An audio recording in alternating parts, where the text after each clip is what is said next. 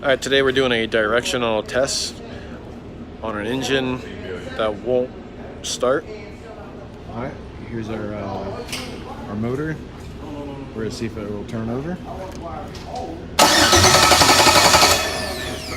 So we have a crank no start. So the first thing I'm going to do is check for spark.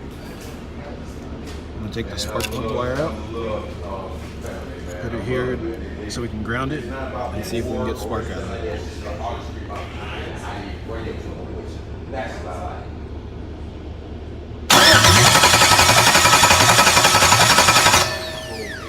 Alright, so we have spark. We could check our RPM gauge to see if our crank position sensor would start jumping or cranking.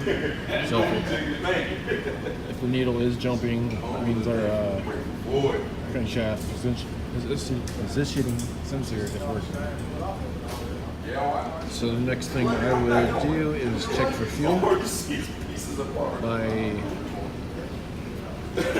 spraying something flammable here into the intake, like starter fluid, ether. If you're at home, anything that's flammable like hairspray, some like Axe body spray, something into the intake that's flammable, just enough to see if it'll start. So I didn't catch it on camera, but after I sprayed some starter fluid, it did crank up. So it has to be fuel related. So when I came over here to the gas tank, it was empty. So that's our problem with this motor.